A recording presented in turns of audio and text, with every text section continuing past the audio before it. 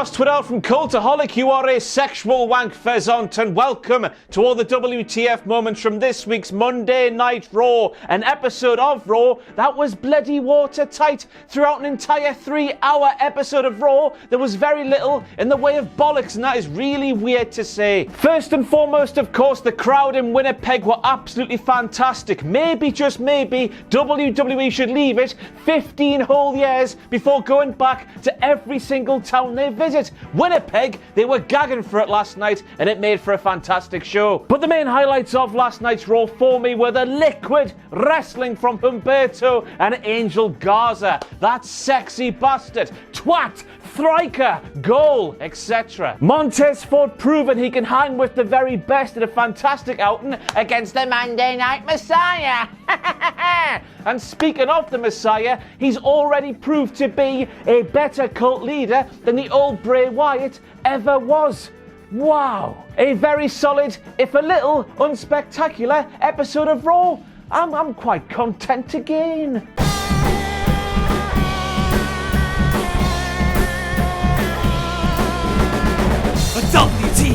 WTF! But we kick off these WTF moments with Tom Phillips doing what Tom Phillips does best. Now his face fornicating the poo out of a line on commentary when he said the following. Well, we kick things off with the most depraved and twisted mind in all of WWE when he was speaking about Randall Keith. And I was thinking, are you sure about that, Thomas? Because I, for one, can think of a whole host of depraved and twisted people who work for WWE out of kayfabe. Never mind in the bastard. Multiple Cultaholic signs in Winnipeg last night, but first and foremost, Brandon's basement. Never ever call anybody you like merely a wank pheasant. It's time for a trip down memory lane. The origins of the phrase sexual wank pheasant start at the Royal Rumble pay-per-view of 2017. Some absolute numpty took a sign to that show that said name redacted Ross is a wank pheasant. I took that negative, turned it into a positive by brilliantly putting the word sexual in front of wank. And now that's a thing.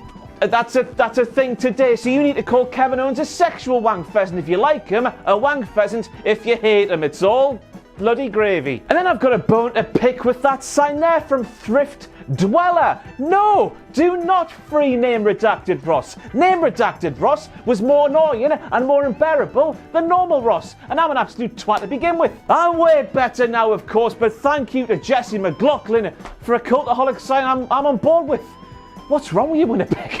But next time you go to a WWE show, of course, do what Jesse McLaughlin did, not so much what the other two did. Thanks for your time. And then we saw that graphic there, and the realization took over my massive heed that Brock Lesnar has only missed like 2 episodes of Raw so far in the year 2020, and we're almost in the 3rd month of 2020. It's unbelievable, Jeff. New year, new me, tee-hee.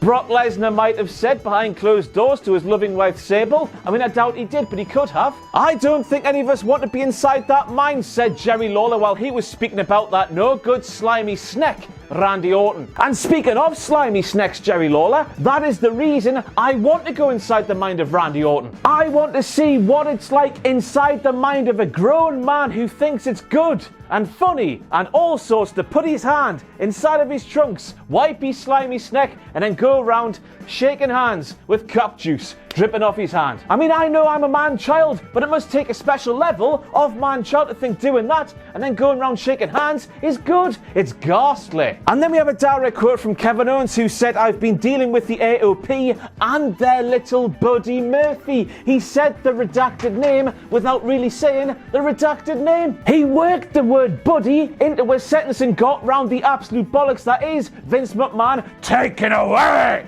somebody's name, and presumably Kevin Owens pissed off Vince McMahon by being too clever for him. I don't know about you at home, but I would have liked to have seen Vince McMahon's reaction when Kevin Owens did that, because Kevin Owens is really clever, and I doubt that Vince McMahon likes to be outsmarted by his employees. Sorry, independent contractors, you know what I'm saying. And wouldn't you, Adam and Eve, it's somebody who has been bitten by a huntsman spider turned up to last night's Raw. Because as we all know, because we watch the Sir David Attenborough nature programs, when a man is bitten by a huntsman spider, he is hard 24/7 until his willy is broken. That's a thing that actually happens. Honestly, it is. I saw it on the telly myself. One question here, everybody. What the hell is that thing called? If I had to give it a name, and of course I know nothing about professional wrestling, I would call that thing there the leg lock handstand slappy face Carrillo. And I've got a random factoid about the leg lock handstand slappy face Carrillo. It was Luthez' favourite move, and when Luthez would go on a night out, he would do that to random people in lots of bars. What's he like, eh? Luthez. Tom Phillips back doing the hibbity-dibbity with lines of commentary on WWE TV once again when he said, "King, how's Humberto not ready? He wouldn't be here if he wasn't ready." Now, if I was to stand here and look at the past of WWE and list every single wrestler who clearly wasn't ready to be on television but was on television because, in the main, they were big and muscular and sweaty and all sorts, I'd be here for quite a long time. I might be here for 10 whole minutes. Tom taking the stance that he was taking with Humberto had me thinking that Tom Phillips was a heel commentator blindly following a big old bloody heel like Humberto Carrillo. Objectively speaking, Angel Garza is way better than Humberto, is he not? He is. He's got it. He is. He is, man. Now, I was really confused when we were told last night that Zelina Vega calls Angel Garza the Lothario of Monday Night Raw. Now, I heard the word Lothario and I thought, bloody hell, I've got no idea what that means. That's a really long word. I'm a stupid little boy. So I Googled it and this is what I found. It's a man who behaves selfishly and irresponsibly in his sexual relationships with women. And I was thinking, why would Zelina Vega say such a thing about Angel Garza? They're on the same team, aren't they? Surely she should be saying that Angel Garza is a really nice gentleman and he'll treat all the women like the princesses they truly are, because if you can't love yourself, how the hell are you supposed to love somebody else? Can I get an amen? If my aunt had balls, she'd be my uncle. But she doesn't, so she's not. Thanks. But I do like the way they're calling Brock Lesnar's WWE Championship match against Ricochet Trevor in Saudi Arabia on Thursday Brock Lesnar's mandatory title defense before WrestleMania. When the hell has the word mandatory ever been used in the same sentence as Brock Lesnar, unless that sentence is Brock Lesnar never has mandatory title defenses? Because he's a bad man. When has it ever mattered how many times that big sweaty man defends his championship title? I mean, as we're stood here in the year 2020, I'm happy things have changed. But then that begs the question, why the hell is it taking so long for things to change? The utter disrespect shown by The Rock and all the people who put together those graphics towards Tyson Fury is horrible, isn't it? There's a chance The Rock has tagged the wrong bloody thing in there, or the graphics team has shared an Instagram post in the midst of some tweets making it look like The Rock tagged the wrong thing. I couldn't be asked to check who was in the wrong here because it doesn't matter. 13 years ago, I debuted in WWE, said Drew McIntyre, as WWE themselves showed footage from 2009, which was not 13 years ago. I, for one, was standing in solidarity with the nation of Scotland because I was gutted that we didn't get to see Drew McIntyre in that kilt once more, because as we all know, everyone in Scotland wears kilts. Isn't that right, WWE? Now, I was sat back watching that contract signing thinking, wowee, it speaks volumes, doesn't it, that WWE would have the lady who does not have English as her first language say all of the words during that entire segment. That one's got to really sting Natalya and Liv and Sarah and especially Ruby Riott, because as we all know, Ruby Riott has got one hell of a promo, hasn't she? But then we get to that ending and I fully understand they are just tickling our bollocks at something that might come in the future. But we get a dream standoff, the two greatest NXT women's champions of all time finally going to do it in a dream throwdown ting. And then wouldn't you just know who gets involved and yanks that away from us?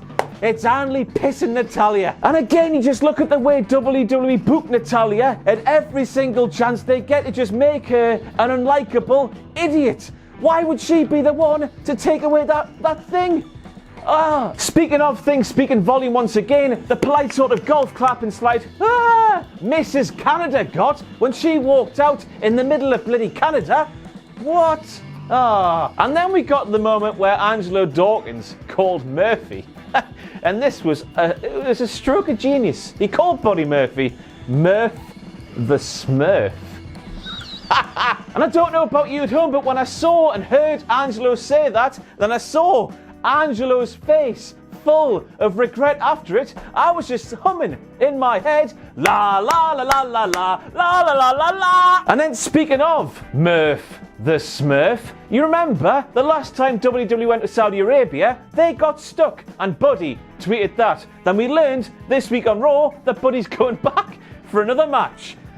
Money! That man does not watch SmackDown. We all know where Hulk Hogan is right now because Hulk Hogan is in that weird shop thing that Michael Cole claimed was Hulk Hogan's house, and Hulk Hogan is realizing he's made a massive error. Hulk Hogan is regretting sentencing himself to death at the hands of the Fiend Bray Wyatt at the Hall of Fame ceremony. Last week on SmackDown, they teased Hulk Hogan and The Fiend having a big showdown at the Hall of Fame, and no doubt about it, Hogan is in the corner of his weird house shop thing, crying like a small child. I would be as well, and I'm not even Hulk Hogan. It's going to be great though. I cannot wait. And then we had it said so many times during that main event match that Kevin Owens is fighting on behalf of Edge against Randy Orton and that slimy snack. And I know that Kevin Owens has been fighting every single feasible combination of Seth Rollins and Murphy and Rizar and Akam in many different orders, so he might have been busy when Edge was getting murdered in the head by Randy Orton, but still, Kevin Owens fighting on behalf of Edge now makes you ask the question, where the hell was Kevin Owens when Edge was getting murdered in the face? And where the hell was anybody for that matter? I'm still wondering why the hell the entire WWE Raw locker room hates Edge and hates Matt Hardy. If you know why, let me know. And then we got to that silly malarkey at the end, and I'm going to call that man there Chad Maddox. And for the want of not sounding like one of those out-of-touch old farts who, you know, used to be a star and isn't a star anymore, and just says any random bollocks to make a few headlines.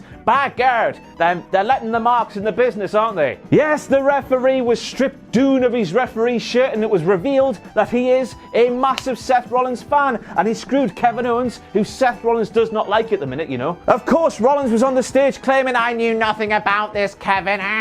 But I think this is a good thing for Rollins to be manipulating and influencing random men. As we've all seen in recent weeks on Monday Night Raw, Rollins is doing this weird religion/cult thingy, so of course people should be watching that thinking, oh, I'm on board with this bearded CrossFit Jesus man. I want to fight for the same cause as he is. People should be getting lost in that lovely new luscious beard of Seth Rollins and thinking, oh, I'll do anything for that man. I think he's me dad. This was the main issue with the old Bray Wyatt. Remember, he was a weird cult leader, family man thing, like Charles Manson, but throughout his 5, 6, 7 year run on the main roster, he recruited 2 people.